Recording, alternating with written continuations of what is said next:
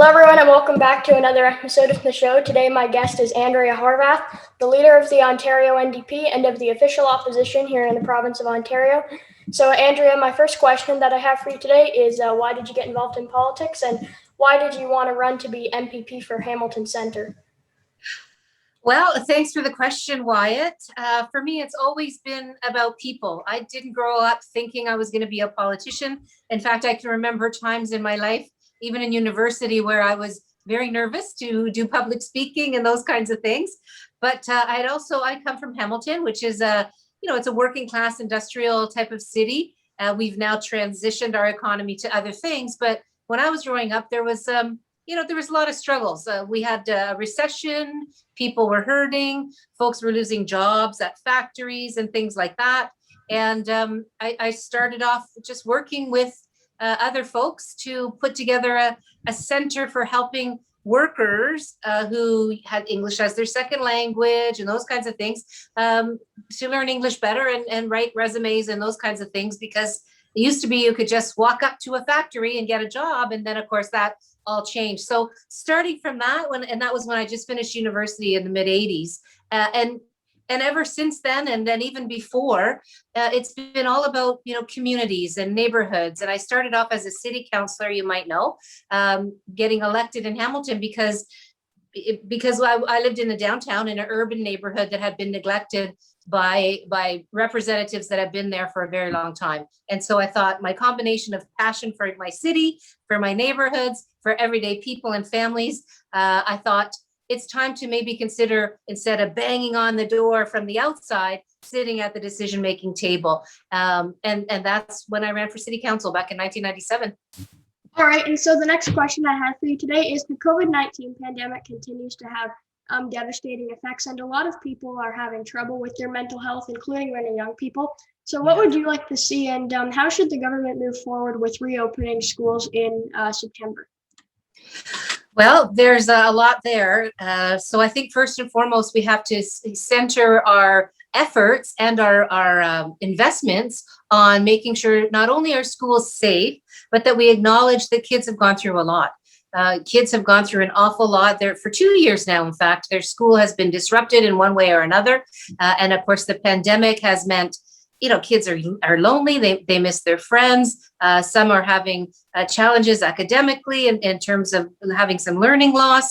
And that's got to be acknowledged. So it's not just a matter of making sure our schools are safe. Yes, we have to do that.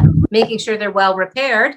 It would be about time we did that. There's been repair problems with schools for a long time, but I don't think we can just pretend it's business as usual. So we need to make those investments for extra supports and for extra help for kids. And that means education workers and teachers and EAs and all those kinds of folks.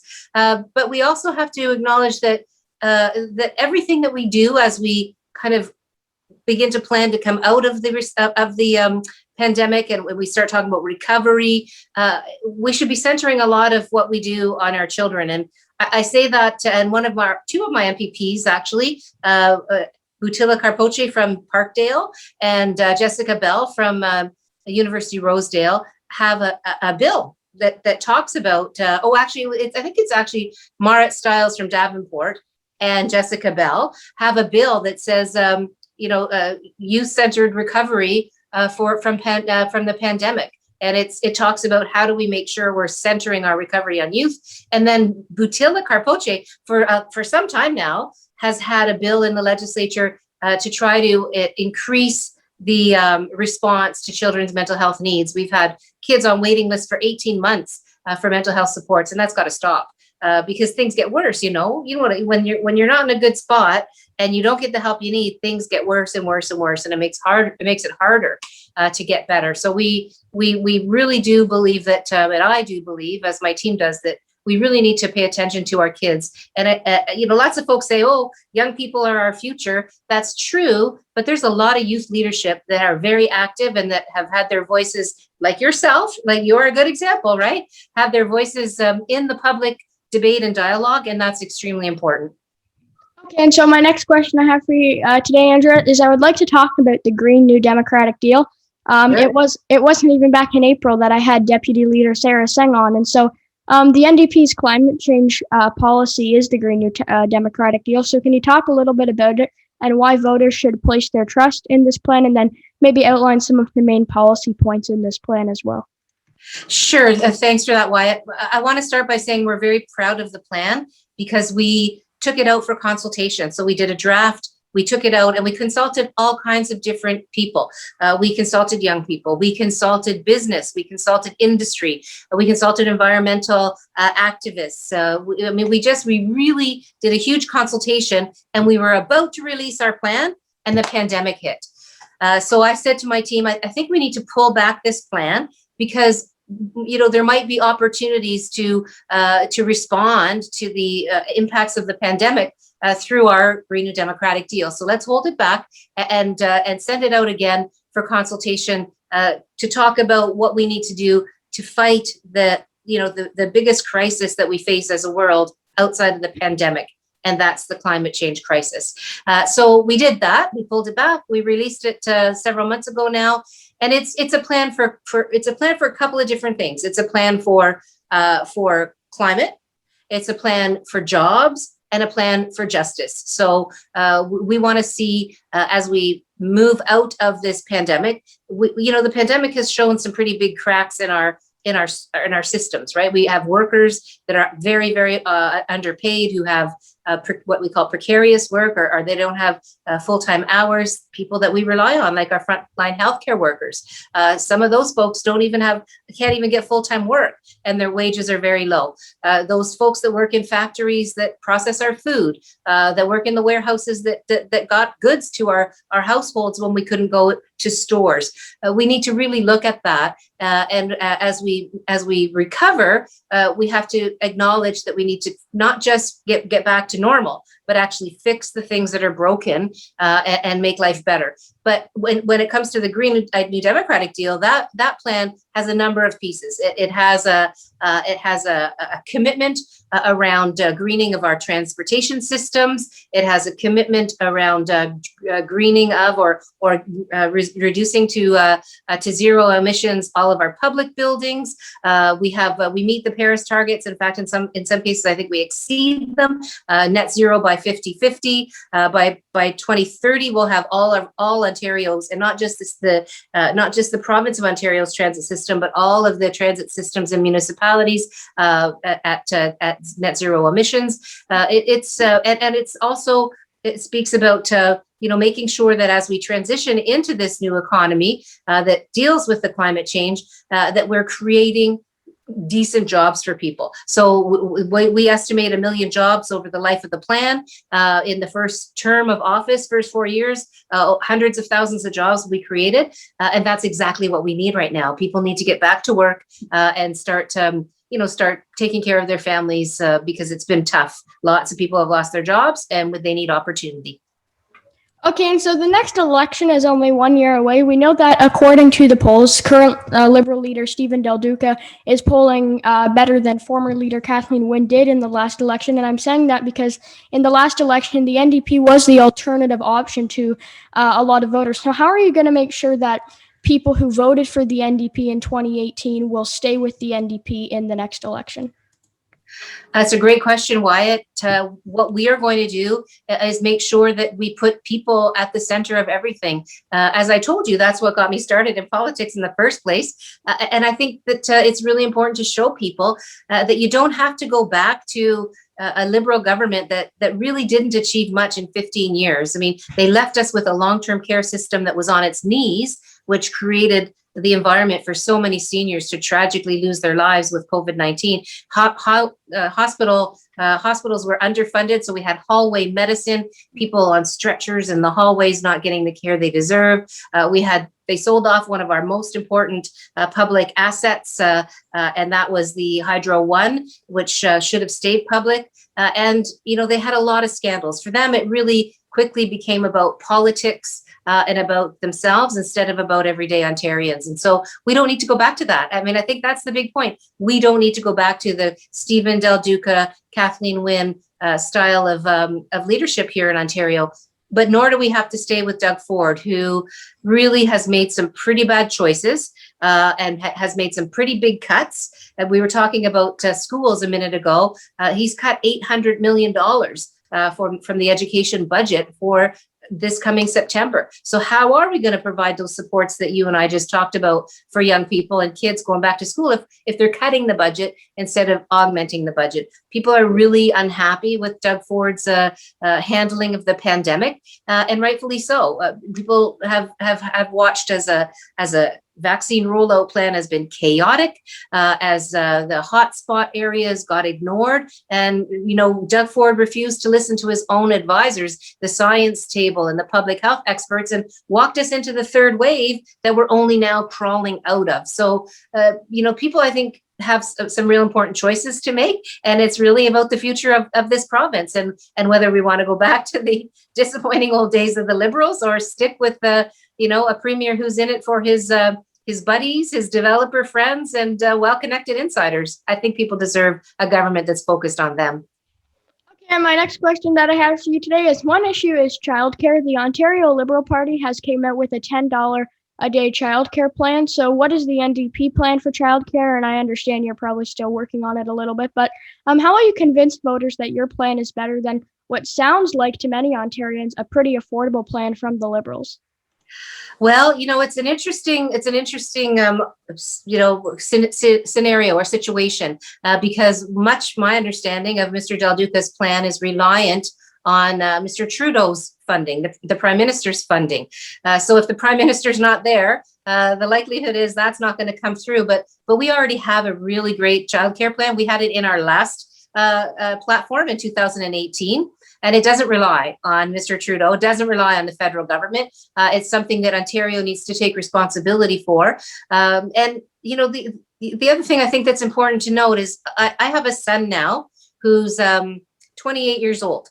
And the first time the Liberal government in Canada, the national Liberal government under Paul Martin at the time, promised universal childcare for all Canadian families, I thought, that's great. It's going to help me afford childcare for my son, because my son was very little at that time. That shows you how long ago it was, because he's 28 now, and we've never seen that plan come to fruition, right? We've never seen that plan actually be put in place. And so it's really unfair to parents and unfair to families when you suggest that you're going to do something as important as a national childcare plan or program, and then just don't deliver. You let years and years and years go by and you don't deliver. So I can tell you that when we form government, childcare will be a priority. It always has been for me and for the NDP. But let's think about it. The other thing we're hearing, and it's funny, Wyatt, just yesterday when I was driving from Toronto to Hamilton, I was listening to the CBC, and they were talking about the number of women who are leaving the workforce or who had been forced to leave the workforce because of COVID, and are choosing not to go back because they simply can't afford it. They can't afford the childcare costs, and don't see the ability to go back to being a two-income family, and that's a real problem. Our economy needs to have women active at high numbers, and women deserve to have opportunity and careers here in Ontario as well. But childcare is a big piece of that, and we'll you're right, we'll put some fine details on our plan, but I can tell you it'll be an Ontario plan, and we won't be relying on the Prime Minister whose party has been promising it for 30 years. Okay, and the next question I have for you, Andrea, is COVID-19 is still here, but cases are going down. But what is your reaction to cases declining? And do you have confidence that cases can stay low and can stay at the current level, even with the new reopening framework in place? It's a great question, Wyatt. I can say that people are excited about the reopening that's happening. People are excited, and so am I, that the numbers are starting to really creep down, and that the hospitals particularly, and all those folks who have worked so hard for us are starting to get some relief. The ICUs, the number of new admissions for COVID are all going down, and those are all great signs. I think there's still some real concerns around hotspot areas, and particularly access to second doses for those areas. with the Delta variant, and I think you're pretty sure you know what that is. The Delta variant, which is much more easily spread than the original variant. I think 50% more likelihood of spreading or ease of spreading, and that's what we have to be worried about. We have to be worried that we still don't have paid sick days for folks, that the hotspot areas where lots of people who don't have paid sick days are still not vaccinated with a second vaccine, and the government has not really done much to to plan or to support those hotspot neighborhoods. And now we're having hotspots, that are poking up in different areas, like Kitchener-Waterloo, for example, up in Porcupine Health System. I don't know if you know where that is, but that's up in Timmins. It's like Northern Ontario.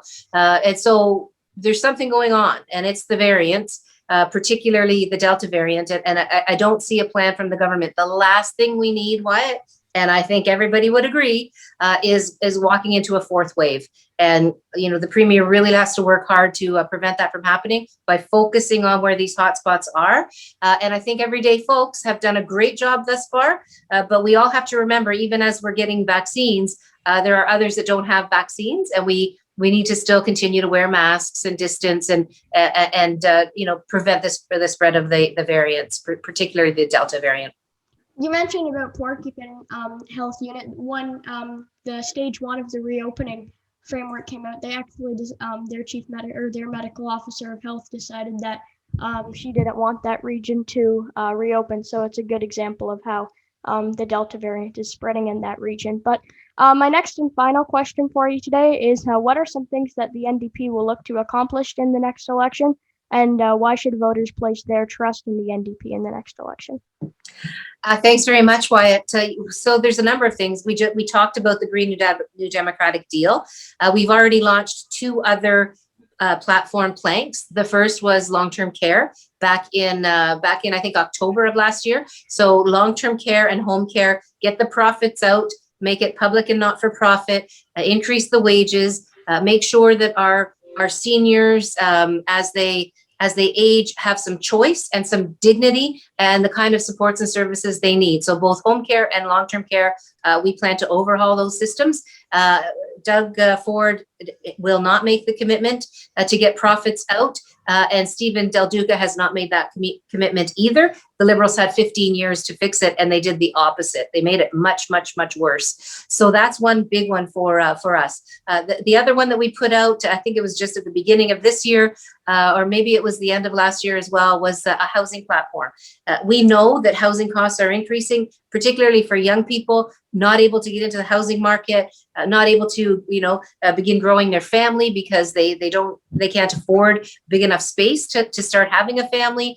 Young people leave university, college with huge debt, and then can't get the financing for a mortgage. And so everything from helping young families to get a home, to helping the folks that are in the most challenging situations. So people who are homeless and don't have the skills to stay housed, affordable housing with support services, affordable housing generally for folks to be able to afford a roof over their head. You know why? You really can't build a life unless you have the stability of a home, of a roof over your head that you can afford, that meets your needs, and from there, then you can apply for jobs, you can go back to school, you can do so many things. But if your housing is insecure, or if you're living on the streets, you can't build a good life. And so we really need to tackle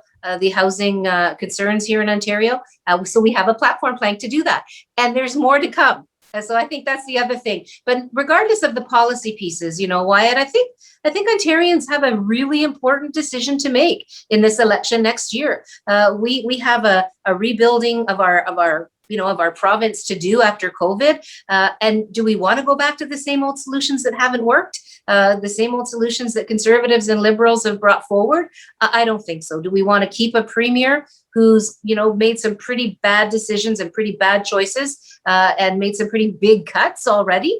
He was cutting before COVID started. He was cutting schools, firing 10,000 teachers, cutting healthcare, cutting long-term care. people, that's not what we need. And I think people understand that. Nor do we need a Liberal government that talks a good game, but really doesn't accomplish much for everyday people. So there's big choices for folks to make. And I know that for me, it's about them. It's about the people of Ontario and putting their needs and their lives at the center of every single thing government does.